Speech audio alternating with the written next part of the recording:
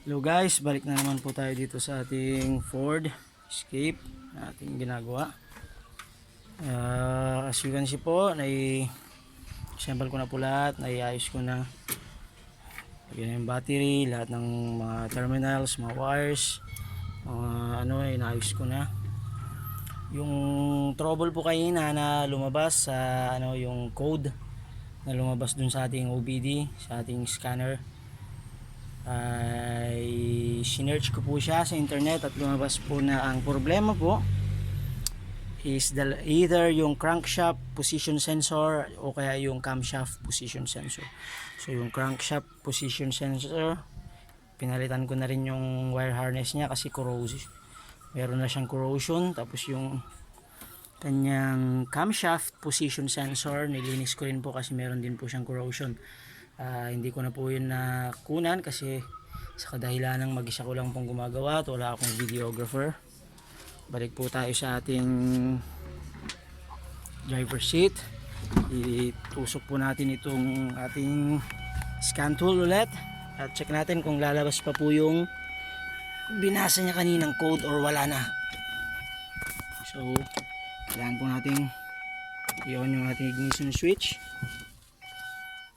So let's start scanning na po. Yan, nag-scan na po siya mag-isa. Ayan, as you can see po, codes found 0. Wala na po siyang code na lumalabas. So hopefully okay na po yung ating sasakyan at aandar na po siya ng maayos. Hopefully po, hopefully. Off natin yung susi. On natin. Wait for a couple of seconds. Start. Wow, man. Successful po yung ating diagnosis, troubleshooting, lahat po tugmang-tugma, akma-akma. Ayun po, successful po. Mandar po yung ating Ford Escape. Actually po, sa totoo lang po, honestly speaking, itong Ford Escape po na to galing po sa ibang auto repair shop. More than 2 months daw po itong stock sa auto repair shop na yon at hindi po siya napaandar. Hindi po nila nahanap kung anong problema po niya.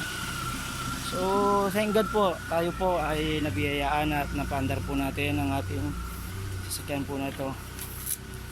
Salamat po sa panunood guys. So next time po gagawa po ulit tayo ng video sa ating mga trabaho at sa susunod gagawa po ako ng video tutorial. Hindi lang po ako makagawa ng video tutorial, gawa po ng mag-isa ko po at wala po akong kukuha sa akin ng camera. Salamat po guys.